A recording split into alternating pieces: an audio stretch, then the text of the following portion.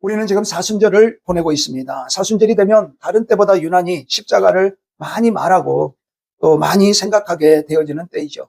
그만큼 십자가는 기독교 복음의 핵심 중에 하나입니다. 물론 부활이 가장 중요합니다. 부활. 그러나 십자가가 있어야 부활이 있기 때문에 십자가도 그래서 중요하다라고 말씀을 하는 거죠. 그래서 우리의 신앙이 어떠한가는 십자가를 어떻게 생각하는가에 따라서 많이 달라집니다. 자, 여러분 그러면 우리는 어떻습니까? 십자가를 바라보시면서 무슨 생각이 드십니까? 여러분 십자가를 사랑하십니까? 아멘. 여러분 그렇다고 대답할 수 있다면 그런 분들은 대단히 성숙한 그리스도인들이십니다. 하지만 십자가를 사랑한다는 말은 쉽게 할 수 있는 말이 아닙니다. 십자가의 의미를 알면 알수록 깊이 그 십자가가 무엇인지를 깨닫는다면 그 십자가를 사랑한다는 말은 더더욱 하기가 어려워집니다. 왜 그렇습니까? 십자가는 원래 오래전부터 기피와 혐오의 대상이고 저주의 상징이 십자가이거든요. 근데 그 십자가를 사랑한다? 그게 어떻게 가능하겠습니까?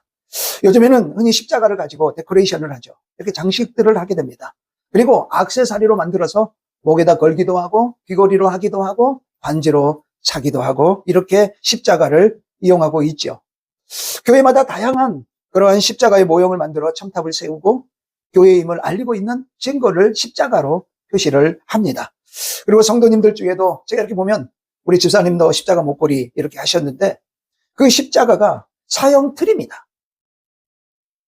모든 사람이 두려워하고 바라보기 싫어하는 바로 그게 십자가였습니다. 십자가는 저주를, 십자가는 고난을, 십자가는 죽음을 상징하는 것이거든요.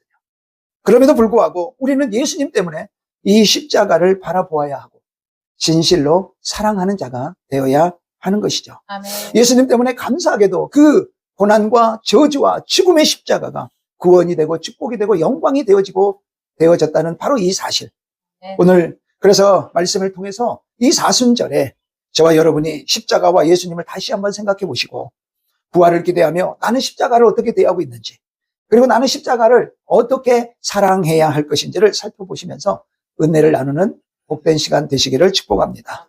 오늘 본문에는 우리가 13절부터 제가 봐야 된다 이야기했는데요. 예수님이 유대 종교 지도자들에 의해서 고소를 당하고 로마 총독인 빌라도 앞에 재판을 받는 장면이 오늘 장면이에요. 그리고 재판이 끝나고 나서 이제 십자가 형태를 지고 골고다 언덕으로 올라갈 때 너무 힘들어서 그것을 여러 번 넘어지고 그 과정이 너무 힘들다는 것을 이 로마 군병이 알고 구레네라고 하는 이 사람 시몬을 대신 십자가를 지게 해서 가는 그 모습이 오늘 본문 말씀에 기록이 되어져 있는 바로 말씀이에요. 오늘 이 말씀을 보시면서 은혜를 함께 나눌 텐데요. 먼저 우리는 여기에서 두 개의 십자가를 먼저 생각해 볼 수가 있어요. 두 가지의 십자가. 첫 번째 십자가는 뭐냐면 저주의 십자가예요. 근데 이 저주의 십자가가 예수님의 대속의 은혜로 구원의 십자가, 축복의 십자가로 바뀌어져 있다는 것이죠. 아멘. 전통적으로 유대교에서는요, 죄인을 처형하는 방식이 크게 네 가지가 있어요. 첫 번째, 불에 태워서 죽이는 화형. 두 번째는 나무에 달아 죽이는 것. 우리 예수님이 죽으신 방법이죠. 세 번째, 돌로 쳐 죽여요. 많이 나오죠? 성경에 돌로 쳐 죽이는 그런 장면들. 그리고 또 하나가 뭐냐면 목을 자르는 잠수형. 목을 자르러 죽이는 그런 네 가지의 사형 방법이 있어요. 근데 오늘 우리가 이제 살펴볼 건 나무에 달아 죽이는 이 십자가 형태의 죽음을 우리가 살펴볼 건데요. 이게 가장 처음 성경에 나오는 그 부분이 어디냐면 창세기 40장 19절에 보면 애굽에 떡 맡은 관원장 있죠. 떡 굽는 관원장이 꿈을 꿨는데 그 꿈을 해석하면서 나오는 그 장면에서 요셉이 이렇게 꿈을 해석을 해요. 지금부터 사흘 안에 바로가 당신의 머리를 들고 당신을 뭐 한대요? 나무에 달게 만든다. 이게 지금 나무에 달리는 장면으로 처음 나오는 성경의 말씀이에요. 그리고 이스라엘 민족에게 해당되어지는 나무에 달라 매는 그 실제 장면은요. 민수기서 25장 4절에 보면 나오게 되는 걸 볼 수가 있어요.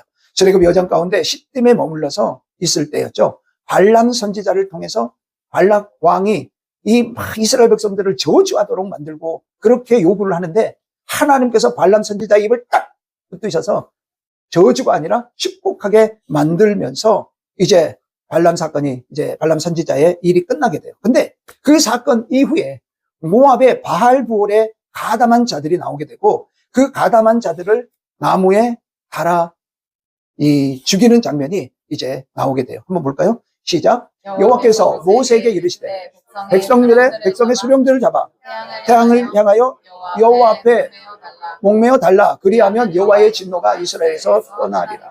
자, 여러분 여기 성경 번역하면서 혹시 여러분이 가진 성경을 보면 어떤 성경은 이 목매어라는 단어가 작은 글씨로 써져 있는 성경이 있어요.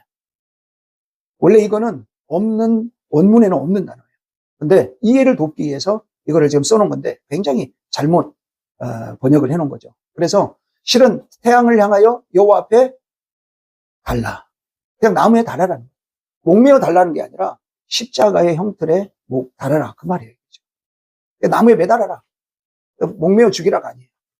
그런 의미인데 이게 지금 그렇게 지금 쓰여지고 있는 것을 우리가 볼 수가 있어요. 그래서 출애굽한 이스라엘 백성들이 모압 땅에 도착했을 때 이미 이스라엘 사람들은 나무에 달아 처형하는 사형 진행 이 방법을 하고 있었다라는 걸 알 수가 있는 거예요. 자, 당시 유대인들은요, 왜 이걸 나무에 달아서 죽이는 이 형틀을 사용해서 이 형벌을 썼느냐? 이것이 율법에 적용하여서 의미를 가지고 있기 때문에 그랬어요.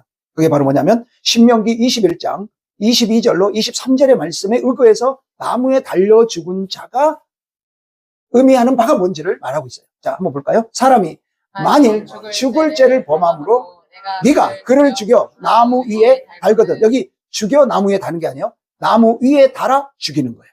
아셨죠? 그럴 때 23절 그 시체를 나무 위에 밤새도록 두지 말고 그 날에 장사하여 내 하나님 여호와께서 내게 기업으로 주시는 땅을 더럽히지 말라. 그러면서 나무에 달린 자는 다시 한번 읽어요. 나무에 시작. 나무에 달린 자는 하나님께 저주를 받았다라는 의미예요. 그러니까 나무에 달린 자는 뭐한 사람이에요? 나무에 달려 죽은 사람은 저주를 받은, 누구에게 저주받아요? 하나님께 저주를 받는 바로 그 의미예요. 그래서 하나님의 저주를 받아서 나무 위에 달리는 이 처형의 방법은 최고의 형벌이었어요. 고통도 최고였고요. 의미상도 최고였어요. 왜냐하면 하나님께 저주받아 죽는 죽음이었거든요. 그래서 유대인들 지도자들은요, 예수님을 암살할 수도 있었죠. 안 그래요? 지도세도 모르게 암살해버려요. 얼마든지 가능하잖아요. 예수님이 무슨 12명의 제자가 있었지만 뭐 그들이 경호원들이었습니까? 그게 아니었어요. 예수님은요, 드러내놓고 다니셨어요. 그러니까 뭐 화를 쏜다거나 아니면 독침을 해갖고 날려서 죽인다거나 얼마나 예수님을 암살할 수 있는 다양한 방법이 있었겠습니까? 근데 암살하지 않았고 돌로 쳐 죽일 수도 있었음에도 그렇게 하지 않았어요. 그런 방법을 사용하지 않고 오늘 누가복음 우리 본문 읽었지만 23장 21절로 23절에 보면 빌라도를 막 협박을 해요. 그들을 소리 질러서 막 뭐하라고요? 십자가에 못 박게 해라. 십자가에 못 박게 해라. 이렇게 십자가에 못 박도록 그 처형의 방법을 고집하며 그렇게 죽이도록 노력을 하고 있는 것을 볼 수 있어요. 여러분 여기 보면 그 22절 한번 볼래요? 세 번째 말에 죽을 죄 찾지 못했다. 그러니까 23절에 그들이 큰 소리로 재촉하여 십자가에 못 박기를 구하니 그들의 소리가 이겼다고 말해요. 여러분 여기 그들의 소리가 이겼다는 의미가 뭘까요? 그냥 목소리가 커서? 너무나 많은 사람들이 막 소리 지르면서 겁을 먹어서 이긴 걸까? 아니죠. 요한복음 19장 12절에 보면 저 사람을 십자가에 못 박아 죽이지 않으면 당신은 가이사를 반역하는 사람이에요. 아니 로마의 황제가 가이사 황제, 로마의 황제를 거슬려 반역을 한다면 그 사람은 살아있을 사람이요 죽을 사람이에요. 그러니까 꼼짝 못하고 어쩔 수밖에 없어요? 십자가의 형틀에 내어줄 수밖에 없어요. 자, 빌라도는 예수님이 죄인이라고 생각했어요? 안 했어요? 죄가 없다고 3번씩이나 나는 그에게 죽을 죄를 찾지 못했다라고 그렇게 이야기를 해요. 그런데 결국 뭐예요? 내어줘요. 여러분 우리가 신앙 고백할 때 본디오 빌라도에게 고난을 받으사 십자가에 못 박. 우리가 보기에 인간적으로 보면 빌라도가 살리려고 했어? 죽이려고 했어요? 예수님을 살리려고 한 것 보면 빌라도는 참 억울하다는 마음이 들 수도 있죠. 여러분 근데 잘 보세요. 여기서 지면 돼요, 안 돼요? 방금 군중들의 십자가에 못 박으라는 말에 지면 되는 거예요, 안 되는 거예요? 여러분 그래서 책임자가 중요한 거예요. 가정의 가장이 중요한 이유가 거기 있는 거예요. 직장의 사장님이 중요한 이유가 거기 있는 거예요. 직원들이 잘못하면 누가 책임져요? 사장님이 책임지는 거예요. 나라의 지도자가 중요한 이유가 뭐예요? 나라의 일 책임자는 누구예요? 대통령이에요. 아멘이에요. 그래서 빌라도가 그래서 무죄하다고 생각했으면 자기의 안위를 생각할 것이 아니라 예수님을 석방해야죠. 물론 그렇게 하면 하나님의 뜻이 이루어지지 않기 때문에 그러지는 못했겠지만, 하나님의 뜻대로 이루어져야 하기에 그렇게 했겠지만, 우리가 인간적으로 보면 빌라도는 그런 죄가 없는 줄 알면서도 내어 주어서 십자가에 못 박도록, 그들이 가이사에게 충신이 아닙니다, 자기 왕이라 하는 자는 가이사를 반역하는 자입니다 라고 그 말에 어떤 말도 할 수 없을 정도. 그러니까 유대인들이 아주 교활한 거죠. 거기에 넘어갈 수밖에 없어요. 여러분, 그래서 사람은 어느 자리에 있어도 다 약점이 있어요. 다 약점이 있어. 그래서 여러분, 우리는 어떤 자리에서든지 항상 주의 사랑의 눈으로 봐야지. 잘못된 거, 연약한 거, 부족한 거 보면 죽이는 거예요. 명심하세요. 사람이 단점 없는 사람이 어디 있어요? 연약한 거 없는 사람, 부족한 거 없는 사람이 어디 있어요? 그거를 품고 사랑하고 섬기는 게 그리스도인이지. 그게 믿는 사람이지. 잘 기억하세요? 아멘이죠? 여러분, 그래서 빌라도가 꼼짝 못하고 종교 지도자들에 의해 십자가에 내어주는 거예요. 자, 그러면 왜 이토록 종교 지도자들은 예수님을, 다른 여러 처형 방법이 있는데 왜 그 십자가만 고집해서 그렇게 십자가에 못 박아야 된다라고 그렇게 소리를 질렀을까? 여러분, 이게 이유예요. 그것은 바로 뭐냐면요, 예수님이 얼마나 눈에 가시였습니까? 그래서 예수님을 십자가에 못 박아 나무에 달아 죽여야, 예수는 메시아를 사칭하다가 하나님의 저주를 받아 죽은 자다라는 게 뭘로? 온 만인에게 공포되는 거예요. 나무에 달아 죽어버린 그 사건, 그것이 저 사람은 하나님께 저주받은 자야. 어떻게 하나님께 저주받은 자가 선지자가 되며 메시아가 되며 그리스도가 되겠어? 라는 걸 보는 사람마다 다 뭐 할까? 인정할 수밖에 없는 거예요. 저 사람은 저주받은 자야. 만약 하나님의 사람이면 하나님이 어떻게 저주받은 자로 나무에 달아 죽게 만들겠어? 라는 말을 할까 안 할까? 우리가 그런 말 하잖아. 아니 때 물뚝에 연기 나겠어? 하잖아. 저 사람이 진짜 하나님의 사람이라면 어떻게 하나님이 십자가에 당신의 저주받은 자로 그대로 남겨두겠어? 라는 생각을 해, 안 해? 그래서 여러분 잘 보세요. 예수님을 체포할 때 그 제자들을 일망타진하지 않아요. 제자들 다 죽일 수 있죠. 여러분, 제자들이 무기 가진 자는요, 누구밖에 없었어요? 베드로밖에 없었어요. 그들은 다 군호를 짜가지고요, 망치 막 다 칼 들고 그러고 왔잖아요.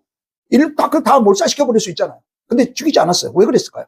물론 요한복음 18장 7절, 8절, 9절에 보시면 구약에 예언했던 말씀을 이루어야 되기에 그 역사가 그대로 이루어진 것이지만, 실상은요, 종교 지도자들은요, 그 뒤에를 생각했던 거예요. 그게 뭐냐?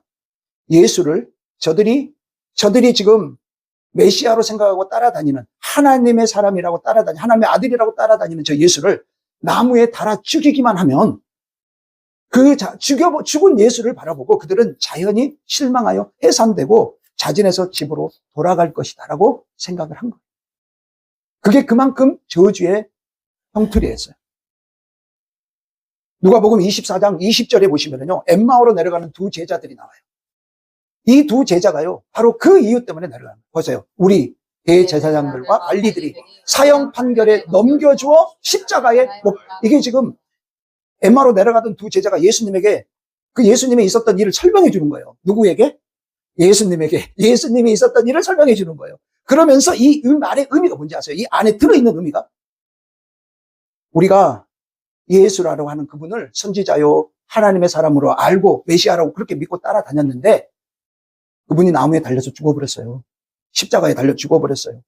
그거는요, 우리가 다 알다시피 율법의 신명기의 말씀처럼 하나님께 저주받은 자가 죽는 방법인데, 아니 대제사장과 또 서기관들 주장이 옳은 게 돼버렸어요.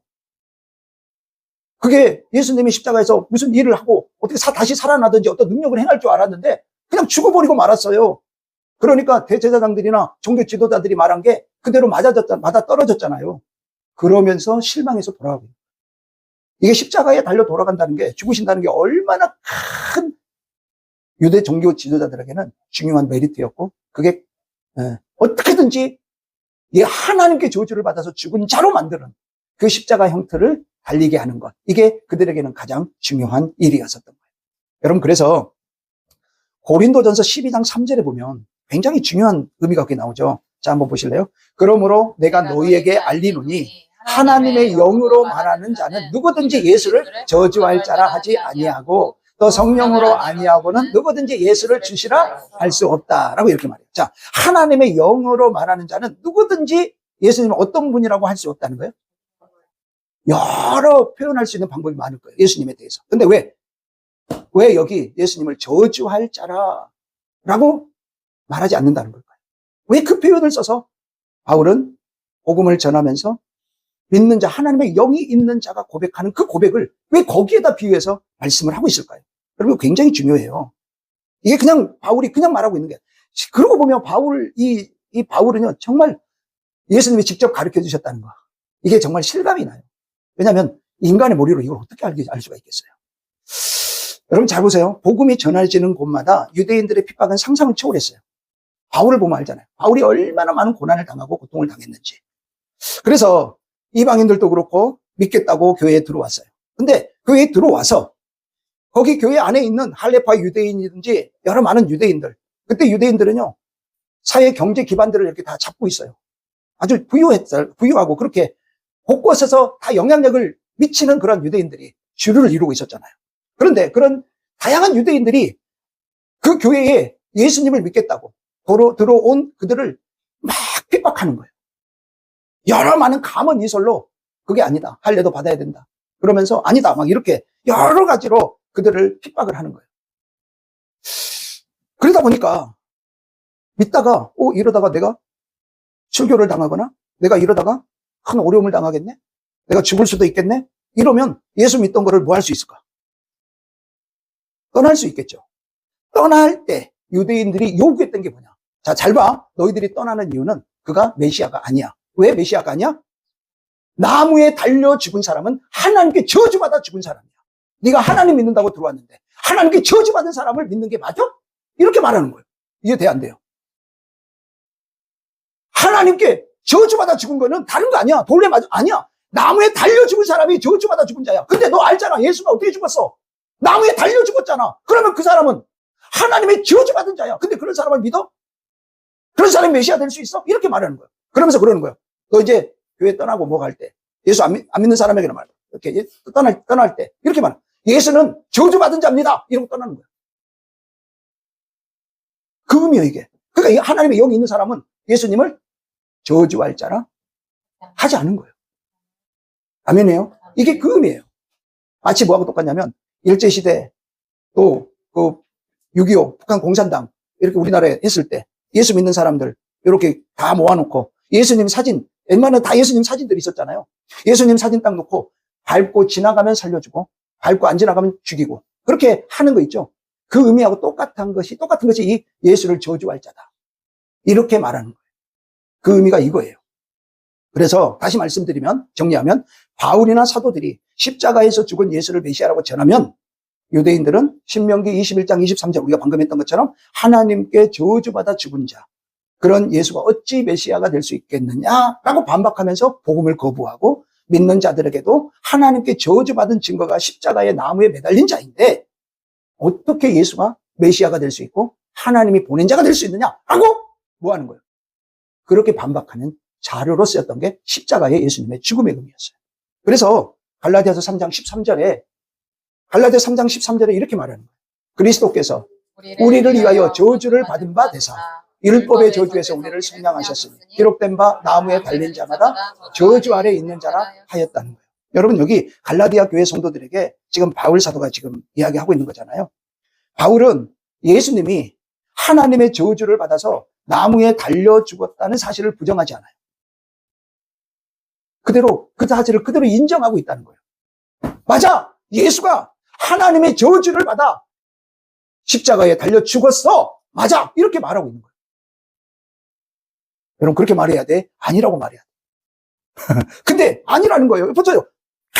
율법의 그리스도께서 우리를 위해 저주받은 바 되사 율법의 저주에서 우리를 속량하셨으니 기록된 바 나무에 달린 자마다 저주 아래에 있는 우리를 저주 아래에 있는 자라 하였다. 여러분 이 말은 예수님이 하나님의 저주를 받은 것은 맞아. 저주를 받아서 죽었어. 근데 왜 죽으신 줄 알아? 왜 죄 없으신 예수님이 십자가에 달려 하나님께 저주받아 죽은 줄 알아? 그 이유가 우리를 대신해서, 우리를 속량하시기 위해서, 우리를 위해서 그분이 대신 저주받아 죽어주신 거야. 이렇게 말하고 있는 거예요. 그래서 14절 보세요.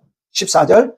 이는 그리스도 안에서 아브라함의 복이 이방인에 미치게 하고 또 우리로 하여금 믿음으로 말미암아 성령의 약속을 받게 하려고 예수님이 나무에 달려 우리 대신 죽으셔서 이제는 우리가 아브라함의 복을 나도 받고, 이방인은 우리가 어떻게 받을 수 있어요? 갈라디아 교회 성도들은 이방인이잖아. 이방인의 성도가 어떻게 아브라함의 복을 받을 수 있으며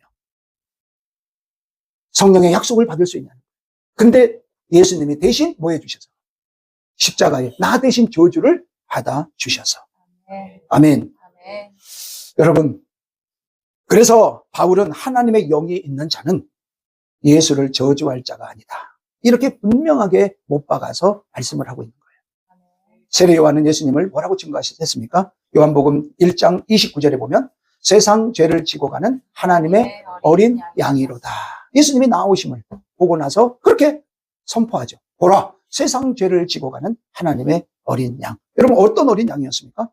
구약시대에 짐승의 제물에게, 내가 대신 잘못해서 죽어야 되는데 짐승의 제물에게 백성의 죄를 지어서 대신 피 흘려 죽게 했죠. 그리고 자기는 대속을 받았어요. 여러분, 이렇게 짐승의 피를 흘려서 대속받은 것처럼 예수님이 대속 제물, 짐승처럼 죽어주셔서 우리가 대속을 받았다는 거예요. 근데 그 어린 양, 짐승의 표상이 바로 고린도전서 5장 7절에 유월절 어린 양으로 돌아가셨다는 거예요. 너희는 누룩 없는 자인데 새덩어리가 되기 위하여 묵은 누룩을 내버리라. 우리의 유월절 양 곧 그리스도께서 희생되셨느니라. 그러니까 세례 요한이 하나님의 어린 양이라고 말할 때 그 어린 양은 유월절 모든 대속의 피를 흘려주실 바로 그 양으로 지금 오신 거예요. 그래서 이사야 선지자는 이런 사실을 미리 예언했었잖아요. 이사야서 53장 4절 5절에 보시면 이렇게 미리 예언했어요. 있어질 일에 그는 실로 우리의 질고를 지고 우리의 슬픔을 당하였거늘 우리는 생각하기를 그는 징벌을 받아 하나님께 맞으며 고난을 당한다 하였노라. 그가 찔림은 우리의 허물 때문이고 그가 상함은 우리의 죄악 때문이라. 그가 징계를 받음으로 우리는 평화를 누리고 그가 채찍에 맞음으로 우리는, 믿으십니까? 믿으십니까? 여러분, 이 일을 이루신 분이 십자가에 달리신 메시아 예수, 바로 그분이셨어요. 여러분, 인간은 모두 죄인이에요. 우리 지금 말씀 암송에 외우는 그 구절 있죠? 로마서 3장 10절부터 12절. 거기는 11절, 12절만 하고 있는데요. 여러분, 거기 보시면 이 한 사람도 의인이 없어요. 다 죄인이라고 말하고 있잖아요. 그래서 여러분, 죄의 결과가 뭡니까? 로마서 6장 23절에 보면 죄의 결과는 죽음이에요. 죄의 삭은 사망이다. 아멘? 여러분, 육신의 죽음의 문제가 아니라 영원한 죽음이 죄의 값으로 우리에게 오게 된 거죠. 그런데 하나님의 은사는 그리스도 예수, 우리 주 안에 있는 영생, 하나님의 선물은요, 우리가 예수 안에 있을 때 영생의 축복을 저와 여러분이 누리게 되는 것이에요. 여러분, 히브리서 9장 27절에 있는 말씀처럼 사람은 한 번 사면 다 죽어요. 한 번 죽는 것은 사람에게 정해진 것이요. 그 위에는 뭐가 있어요? 심판이 있어요. 근데 심판은요, 영원한 지옥 형벌이에요. 이 심판은 누구도 피해갈 수 없는 심판이고요. 이 심판대 앞에 서서 모두 다 우리는 지옥 형벌이에요. 그 영원한 고통, 그 고통인데 그 고통이 얼마나 큰지, 얼마나 그것이 심각한 것인지 예수님은 마가복음 9장 43절에 이어서 계속 말씀하고 있지만요. 거기에 보면 이렇게 만일 내 손이 너를 범죄하게 하거든 그 손 찍어버리래요. 장애인으로 영생에 들어가는 것이 두 손을 가지고 지옥에 꺼지지 않는 불에 들어가는 것보다 더 낫대요. 여기 보니까 더 낫다 그러니까 뭐 경중의 차이가 있는 거죠. 아니요. 완전히 구별된다 그 말이에요. 얼마나 지옥불에 가는 게 무서운 일인지 너 차라리 네 손이 죄를 범해? 죄의 삭은 사망이잖아. 그 사망의 죄에 네 팔이 죄를 지어? 그러면 발 잘라버려. 네 눈이 범죄? 네 뽑아버려. 여러분 이렇게까지 말씀하시면서 그렇게 그 말씀이 뭐 뽑아버리라는 말이에요?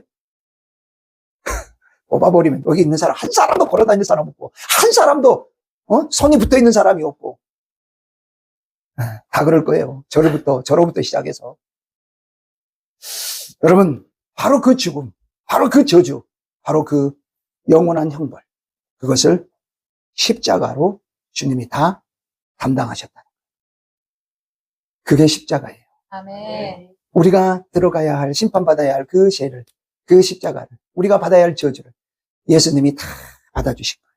아멘. 그래서 우리가 뭐예요? 영생을 얻는 거예요.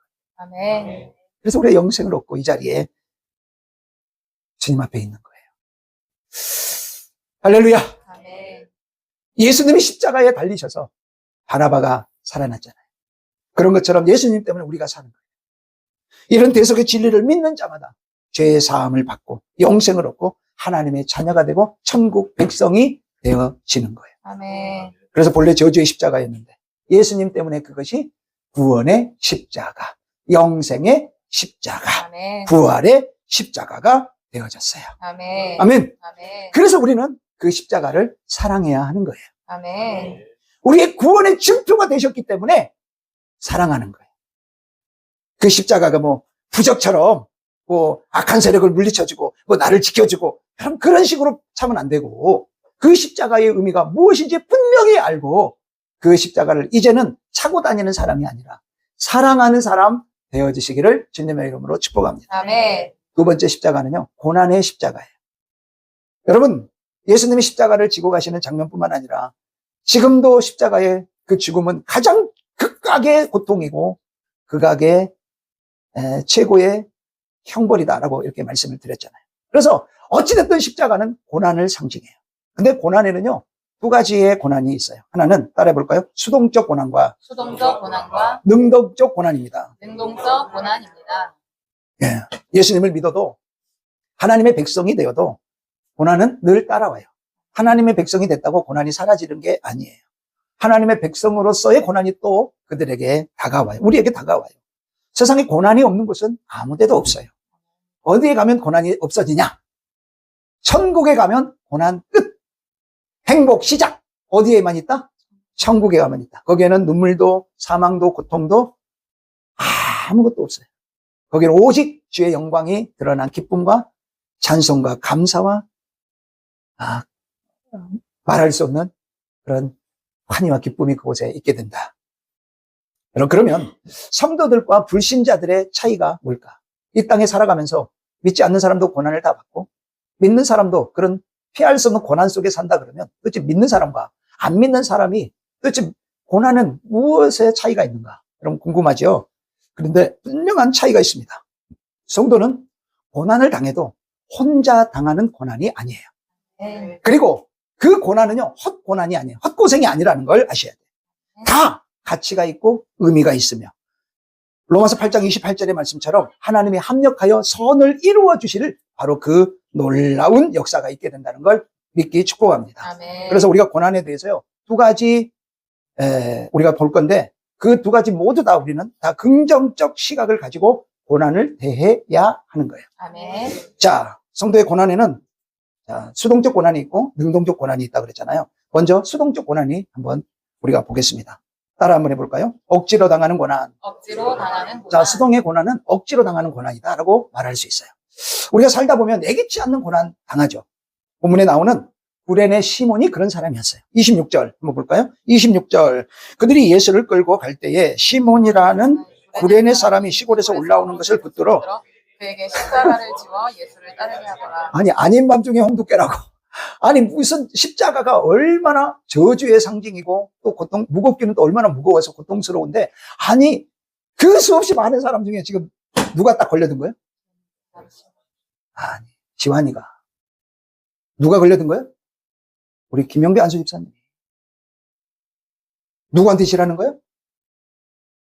나한테 싫어하는 거예요. 구레네 시몬 아니에요. 그러시면 여러분은 저 텔레비전 드라마 보고 있는 거예요. 여러분 텔레비전 드라마는 나하고 상관이 있어 없어? 없어. 여러분 그렇게 앉아 계시면 드라마 지금 보고 있는 거하고 똑같아. 그리고 드라마 보고 영화 하나 본 거하고 똑같기 때문에 영화 보고 가면 아이고 오늘 재밌었네 그러고 말어. 아이고 저것도 영화라고 만들었어 이러고 말어. 그게 내 삶에 무슨 의미가 있어요? 그게 내 삶에 어떤 영향력이 있냐? 아무 의미 없어요. 여기 구레네 시몬은 누구다? 나다.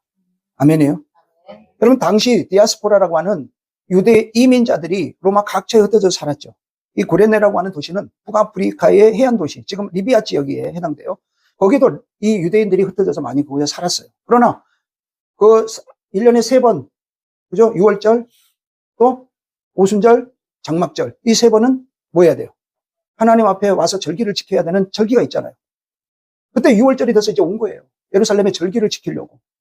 예루살렘 방문한 거예요. 그렇게 온 거예요. 그러니까 이 구레네 사람 시몬은 디아스포라였든지 아니면 아프리카 사람인데, 요 지금 북아프리카 해안 도시에 있다고 그랬잖아요. 그러니까 거기서 믿게 돼서 유대인의 영향력을 받아서 하나님을 알게 된 사람으로서 내가 일평생 뭐 하는 사람. 거기는 성지 순례를 한번 예루살렘에 갔다 오면 아주 인생의 퀄리티가 아주 높아지기 때문에 신앙의 퀄리티가 아주 높아져. 여러분 우리가 보면은요, 내가 이래봬도 40일 금식을 내가 몇 번 한 사람이야. 그러면 주위에 있는 사람이 껌뻑 주고 안 주고. 나는 3일 금식도 제대로 못하고 하루 금식도 그냥 낑낑거리면서 그렇게 하는데 저분은 40일 금식을 했대. 그럼 그 말 들은 순간에 갑자기 뭐가 생겨? 존경하고 우러러보잖아. 그게 뭐하고 똑같냐면 이렇게 그 예루살렘에 와서 그 절기를 지키면서 순례하는 그게 그런 퀄리티를 가져다 줍니다.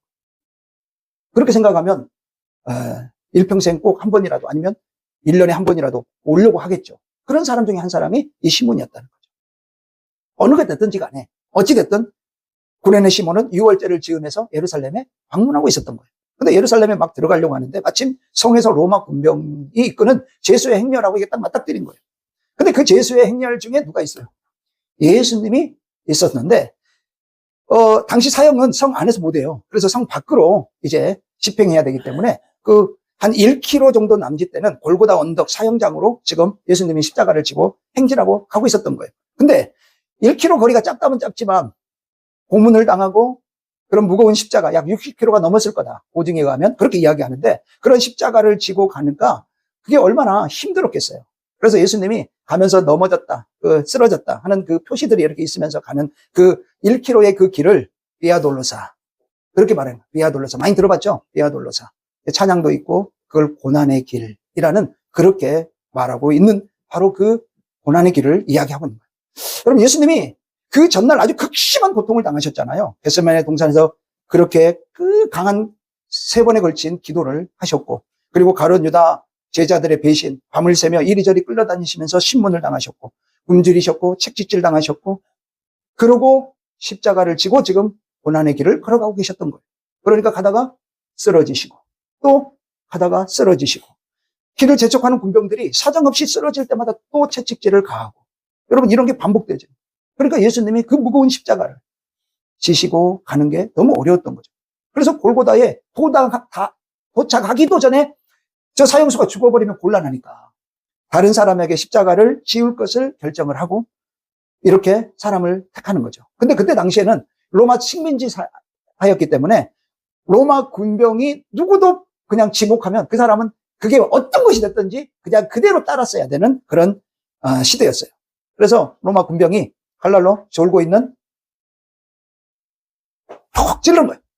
그래서 지목만 하면 군말 없이 나와서 시키는 대로 해야 되는 거예요. 그렇게 해서 징발된 사람이 누구였냐? 구레네 시몬이었어요. 여러분 구레네 시몬 입장에서 한번 생각해 보세요. 어땠을까요? 다윤이 아빠 오셨으니까 다윤이 아빠 같은 입장 이러면 어땠을까요? 말도 못하죠. 네. 세상에 이런 재수 없는 일. 그건 재수가 우리 세상 말로 재수의 원부 떴다고. 너무너무 왜 하필이면 나야? 이렇게 많은 사람들은 왜 하필이면 나야? 그러면서 억지로 로마 군병이 하게 했으니까 억지로 십자가를 지는 거예요. 정말 재수 없다고. 아마 어마어마한 갈등을 하면서 어쩔 수 없이 십자가를 지었을 거예요. 그런데요, 억지로 한 그 일이 그 인생에 놀라운 변화를 가지고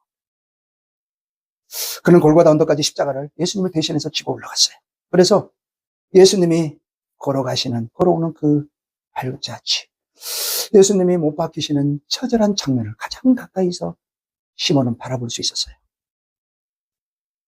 여러분 그것이 억지로 고난, 수동적 고난이라 할지라도 동참했던 이에게 주시는 하나님의 은혜라는 사실을 여러분 우리가 알아야 합니다. 아멘. 그것이 그를 변화시키는 기회가 된 것입니다. 여러분 오늘 여러분들 누구의 권유로 억지로 교회에 나오셨습니까? 나는 안 오고 싶은데 어쩔 수 없어서 교회에 오셨습니까? 여러분 그 억지로 온 그 억지로의 시간을 여러분의 시간으로 만들 수 있기를 축복합니다. 아멘. 아멘. 아멘. 예수님의 모습을 보면서 그분의 하시는 말씀을 들으면서 주위의 사람의 이런저런 소리를 시몬은 들었을 거예요. 그 후에 어떻게 됐습니까? 마가복음 15장 21절에 보시면 마가복음 15장 21절 마침 알렉산더와 루포의 아버지인 쿠레네 사람 시몬이 시골로부터 와서 지나가는데 그들이 그를 억지로 같이 가게 하여 예수의 십자가를 지우고 라고 말해요. 근데 여러분 여기서는 자 억지로 십자가를 지웠지만 루포에 대해서 자세히 누군지 설명하고 있는 걸 볼 수 있어요. 그죠? 이 말은 무슨 말이에요? 이 마가복음의 독자인 당시 로마 교회 성도들에게 이 루포라고 하는 사람이 잘 알려져 있던 사람이에요. 아니, 예수님의 십자가를 질 때 알려진 게 아니라 그 이후 시간이 지난 다음에 마가가 로마 교회 성도들에게 이 마가복음은 로마 교회 성도들한테 쓰는 서신이거든요. 그때 서신을 쓸 때 이미 루포는 예수님을 바르게 믿고 그의 가족들과 함께 다 예수님을 믿어서 가족들이 다 교회의 중요한 요직을 차지하고 있었던 사람이기 때문에 이 표현을 써서 서신을 써서 시몬이 누구의 아버지가 누구고 어떤 사람인지를 지금 알려주고 있는 거예요. 놀랍지 않아요? 아멘. 여러분 그러니까 이 특이하게 억지로 고난의 십자가를 지는 그 기회가 시몬을 그리스도인으로 변화시켜 주셨고 아멘. 로마서 16장 13절에 보면 바울이 루포와 그의 어머니의 안부를 묻는 장면이 나와요. 주 안에서 택하심을 입은 루포와 그의 어머니에게 문안하라. 그의 어머니는 곧 내 어머니다. 그러네 시몬의 부인이 자기의 어머니다라고 말해요. 여기 고레네 시몬. 여러분 이렇게 중요한 위치에 하나님의 사람으로 쓰임받는 사람이 되어진다. 아멘. 뭐 했대요? 뭐 한 것 때문에. 억지로 재수 온 붙었네. 그러면서 십자가 졌던 그 십자가. 아멘. 놀랍지 않아요? 아멘입니까? 아멘. 그러니까 구레네 시몬은요 가장 가까운 자리에서 예수님을 보고 예수님이 하시는 말씀을 듣고 7마디의 말씀을 들었을 거 아니겠어요? 예수님이 십자가상에서 하는 7마디의 말씀을 들었을 것이고 그 예수님을 바라보면서 하는 수없이 많은 주위의 사람들의 이야기들을 들었을 것이며 한편 달린 강도의 그 구원의 약속의 말씀을 들었을 것이며 마지막 아버지 내 영혼을 아버지 손에 부탁하나이다 하면서 운명하시는 그 모습을 가장 가까이서 볼 수 있는 그 사람이 되었잖아요. 무엇 때문에? 억지로 십자가를 지고 말도 안 되는 그 상황에 억지로 십자가를 지고 그렇게 수동적으로 당한 고난임에도 불구하고 그 고난 속에 주님의 은혜 안에 이런 놀라운 변화의 역사, 그게 자기만이 아니라 온 가족이 예수님을 믿고 귀한 일꾼이 되어졌다는 거예요. 마가복음에서도 로마서에서도 증거하고 있다는 거예요. 아멘. 여러분 억지로 지시는 십자가, 여러분 이게 이렇게 놀라운 축복을 가져올 거라는 거예요. 누가 알았겠습니까? 여러분 그래서 묻습니다. 여러분 내가 지금 억지로라도 져야 될 십자가는 뭘까요? 내가 지금 억지로라도 감당해야 할 십자가는 무엇인가요? 아멘. 스스로 묻고 답하실 수 있기를 축복합니다. 아멘. 두 번째, 능동적 고난입니다. 자, 수동적으로 고난을 당하는 가운데 믿음으로 승리하는 일도 중요해요. 아멘? 아멘. 그러나 우리의 신앙이 거기에서만 머물러서는 곤란해요. 한층 더 성숙해져야 되는데 그게 바로 뭐냐? 내가 능동적으로 예수님 때문에 힘들고 어려운 자리도 내가 찾아갈 수 있는 능동적 십자가, 능동적 고난이 우리에게 필요하다는 거예요. 누가복음 9장 23절에 보시면 주님이 이렇게 말씀하시죠. 또 무리에게 이르시되 시작. 아무든지 나를 따라오려거든 자기를 부인하고 날마다 제 십자가를 지고 나를 따를 것이니라. 주님을 따르시기로 결단하신 분 아멘. 아멘. 예수님이 나의 구원자이심을 믿으시는 분은 아멘. 아멘. 그러면 주님을 따르기로 결단하신 분이기에 오늘 해야 될 일이 자기를 부인하고 날마다 제 십자가를 지고 아멘. 날마다 나에게 맡기신 십자가 지고 주님 따르라는 거예요. 아멘. 내 자신의 욕망과 안일함을 부인하고 하나님의 영광을 위한 고난을 능동적으로 감당하라는 말씀이십니다. 아멘. 이것이 따라해 볼까요? 내 몫으로 내 몫으로 주어진 주어진 축복의 십자가. 축복의 십자가. 여러분, 십자가는 절대로 축복이 아니에요. 그러나 내 몫으로 네가 지고 따라오라 라고 말씀하시는 이 십자가는 축복의 십자가인 줄 믿으시기를 바랍니다. 아멘. 피할 수도 있어요. 아니, 어려운 일을 누가 좋아합니까? 힘든 일을 누가 그걸 자처합니까? 얼마든지 피할 수 있어요. 그러나 하나님의 뜻이기 때문에 고난을 감수하는 거예요. 아멘. 예수님이 지신 십자가가 바로 그 십자가예요. 히브리서 12장 2절에 보시면 기쁨으로 십자가를 참으셨다라고 말씀합니다. 아멘. 믿음의 주여, 우리가 지난주에 봤죠? 믿음의 주여 또 온전하게 하시는데 이 예수를 우리가 바라봐야 돼요. 그는 그 앞에 있는 기쁨을 위하여 십자가를 참으셨어요. 그러면 개의치 아니하시니 하나님 보좌 우편에 어쩔 수 없어서 예수님이 십자가를 지시고 십자가 위에 올라가신 게 아니라 그 일을 통해서 이루어질 놀라운 기쁨의 그 역사들을 소망하기 때문에 예수님은 당신이 십자가로 올라가신 거예요.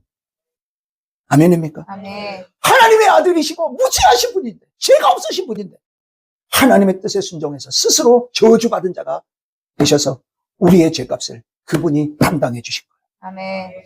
사도 바울이 그래서 그 예수 현적을 가진 거예요. 예수 현적. 가는 곳곳마다 핍박이, 환란이 그를 기다리고 있었어요. 기다리고 있어. 근데 그것을 기쁨으로 자신의 육체에 채우는 거예요. 그게 골로새서 1장 24절에 그래서 그렇게 고백하잖아요. 나는 이제 너희를 위하여 받는 괴로움을 기뻐하고 그리스도의 남은 고난을 그의 몸된 교회를 위하여 내 육체에 채우노라. 여러분, 바울에게는 두 가지밖에 없었어요. 성도인 너희, 그의 몸된 교회. 그 두 가지를 위해서 어떤 고난이 와도 기뻐요. 그 고난의 십자가를 육체에 채우는 사람으로 살았어요. 그럼 바라기는 저도 그런 종이 되기를 원해요. 우리 성도님들을 그렇게 사랑하고요. 교회를 위해서라면 내 한 몸이라도 내어 정말 교회를 세우는 일에 주의 그 고난을 채우는 일을 마다하지 않는 그런 종이 되어지는 게 주의 종의 소망이죠. 여러분, 여기 그리스도의 남은 고난이라고 하는 이 표현이 예수님이 이미 십자가를 지셨기 때문에 그래서 구원을 이루셨지만 그 예수님의 복음을 전하는 일과 성도를 세우고 교회를 섬기는 그 일에 자신의 어떠한 어려움이 와도 나는 그것을 기쁨으로 감당하고 그 일을 내가 이루어 가겠다. 여러분, 이건 바울에게만 주어진 게 아니라 오늘 교회인 저와 여러분에게도 이 일이 내게도 맡겨져 있다는 사실을 믿으시기를 축복합니다. 아멘. 이 고난의 십자가를 달게 지는 게 성도의 성숙한 우리들의 모습이 되어야 하는 것입니다. 아멘. 오늘 우리도 하지 않아도 되는 그런 일들을 예수님 때문에 나도 해야 되겠다. 그렇게 결단하고 실천하는 모습이 저와 여러분 안에 있게 축원합니다. 아멘. 예수님 때문에 할 수 없지만 용서하고, 예수님 때문에 진짜 힘들지만 사랑하고, 아멘. 예수님 때문에 아깝지만 헌신하고, 아멘. 예수님 때문에 그렇지만 복음 전하고, 예수님 때문에 목숨을 바치는 일까지도 우리가 해나갈 수 있는 바로 그런 사람. 우리가 안일한 삶을 추구하는 게 우리의 본능이에요. 어찌 보면 그게 또 당연한지도 몰라요. 요즘 사람들 얼마나 편한 것 추구하고, 여러분 얼마나 편하고 안락한 것 추구하고 살아갑니까? 그런데 그런 모습에 맹점이 있습니다. 세간의 어른들이 하는 말이 있죠. 9988123. 뭐예요? 99세까지 팔팔하게 살다가 하루 이틀 아프다가 3일째 죽는 거. 그럼 이게 9988123이라고 하는 내용이래요. 그게 인생의 목표가 돼서는 안 돼요. 그럼 건강관리 잘해서 99세까지 팔팔하다가 하루 이틀 아프다가 3일째 죽으면 여러분, 그럼 그게 뭔 의미가 있습니까? 건강하게 그렇게 산다는 게 도대체 그게 목적이라면 여러분, 그게 얼마나 헛되고 허비된 인생이 되겠습니까? 여러분, 그런다고 뭐 건강하지 말라는 소리도 아니에요. 돈 벌지 말라는 소리도 아니에요. 여러분, 돈도 많이 버시고 건강하게 오래오래 사십시오. 아멘? 아멘. 그러나 목적을 정하고 사십시오. 아멘. 왜 돈을 벌고 왜 건강하게 오래 살아야 하는지에 대해서 목표를 정하십시오. 아멘. 그 이유를 찾으십시오. 아멘. 하나님이 주시는 물질, 건강, 재능 가지고 내 몫에 주어진 십자가를 내가 지겠다. 기쁨으로 그 일을 감당하겠다. 여러분, 그 삶이 될 때 그 삶은 진정 기쁨과 보람 있는 아름다운 삶이 되어질 줄 믿습니다. 아멘. 그런 인생 하나님이 책임져 주시고 인도해 주시고 마지막 때 비문에 우리의 인생을 한 줄로 우리를 정리할 때 어떻게 기억할까? 저희 아버님이 이번 주 수요일 날 하나님에게 부르심 받은 지 2주년이 되는 날이에요. 참 많이 생각이 나요. 저희 아버님이 그렇게 건강하시던 분이 주님 앞에 갑자기 그렇게 부름을 받아서 그렇게 가셨어요. 그것까지도 실은 하나님의 은혜예요.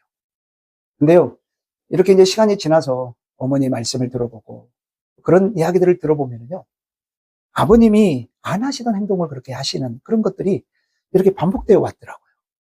그래서 우리는 모르지만 하나님은 준비하고 계셨구나. 나는 정말 안타까워서 이렇게 눈 감으면 보고 싶고, 저희들이 그 영상을 만들었던 거를 제가 이렇게 돌려보면서 다시 한번 생각하고, 또 저희 아버님 마지막 모습을 제가 기억을 하고 있거든요. 여러분, 근데 우리도 그 자리를 갈 겁니다. 그때 나는 어떤 모습으로 주님 앞에 서질까? 로마서 8장 18절에 생각건대 현재의 고난은 장차 우리에게 나타날 영광과 좋게 비교할 수 없도다. 이렇게 말씀하고 계세요. 여러분은 억지로 지시든, 여러분이 기쁨으로 주님의 몸된 교회와 성도들을 위해, 주님을 위해 능동적으로 고난의 자리를, 여러분이 그 자리를 찾아가시든, 여러분 그 모든 일에는 놀라운 하나님의 영광이 그곳에 기다리고 있다는 사실을 잊지 않기를 축복합니다. 아멘. 여러분, 비교할 수 없을 정도 놀라운 하나님의 영광이 우리를 기다리고 있다는 사실을 예수님을 통해, 수없이 많은 믿음의 선진들을 통해 우리는 이미 익히 알고 있습니다. 아멘. 여러분, 그럼 우리는 어떻게 해야 될까요? 말씀을 마치겠습니다. 십자가 앞에 서신 예수님, 나의 구원자를 바라보십시다. 아멘. 그분으로 저주의 십자가가 이제 구원의 십자가가 되어졌어요. 오늘 우리는 그 믿음으로 영생을 얻게 되었습니다. 여러분, 우리 앞에 수없이 많은 고난이 올 겁니다. 여러분, 그러나 두려워하지 마십시오. 우리 주님이 얘기하셨던 것처럼 우리도 분명 승리하게 될 줄 믿습니다. 아멘. 그래서 이제는요, 억지로라도 십자가 지십시다. 아멘. 손 한번 올려볼게요. 나한테. 억지로라도 십자가 지자. 억지로라도 십자가 지자. 여러분, 이제 그 단계를 넘어서 다시 따라해요. 내 몫의 십자가. 내 몫의 십자가. 즐거움으로 감당하자. 즐거움으로 감당하자. 아멘. 아멘. 그래서 여러분 묻습니다. 억지로 져야 될 십자가 무엇입니까? 내 몫에 주어진 십자가 무엇입니까? 오늘 묵상하시면서, 기억하시면서, 생각하시면서 남은 생애를 주님의 영광을 위해 기쁨으로 헌신의 삶을 살아가는 저와 여러분 다 되시기를 주님의 이름으로 축복합니다. 아멘. 아멘. 아멘. 손을 가슴에 얹으시고 우리 함께 결단하며 기도하겠습니다. 하나님, 저주의 십자가가 구원의 십자가 되었음을 믿습니다. 죄 없으신 우리 주님이 저주의 십자가를 지신 건 나를 속량하시고 구원하시기 위해서라고 하셨는데, 이제는 내가 억지로라도 져야 할 십자가, 내가 무언지 실은 알고 있어요, 주님. 이제는 게으르지 말고 그 십자가 지게 해 주세요. 아멘. 더 나아가 스스로 나의 몫의 십자가 지고 이제는 두려움 없이 주님을 뒤따르는 내가 되게 해 주시옵소서. 아멘. 다 같이 결단하며 기도합니다. 사랑해 주님 감사합니다. 오늘도 저희들을 이렇게 말씀 앞에 서게 하시고 십자가 앞에 서신 우리 주님의 그 모습을 바라보며 아버지 하나님, 저주의 십자가가 구원의 십자가 되게 하셨고 죽음의 십자가가 생명의 십자가 되게 하셨고, 사랑해 주님, 이제 주님이 저주의 십자가를 지셔서 구원의 십자가가 되게 하셔서 내게 맡겨주신 그 십자가, 이제는 억지로라도 또 기쁨으로 자원하여 내 몫의 십자가를 지고 두려움 없이 주님을 따르게 도와 주시옵소서. 내 힘으로 절대 할 수 없습니다. 내 능력으로는 십자가를 피하고 십자가를 떠나고 십자가를 모른 채 하는 게 더 나을 것 같은데 주님 십자가 지라 하셨사오니 이제는 지기를 결단했사오나 나는 할 수 없사오니 주님 붙들어 주시고, 나는 할 수 없사오니 주님 힘 주시고 끝까지 순종의 자리로, 끝까지 골고다 언덕을 주님과 함께 올라가는 우리들이 되게 해 주시옵소서. 예수님의 이름으로 기도드립니다. 아멘.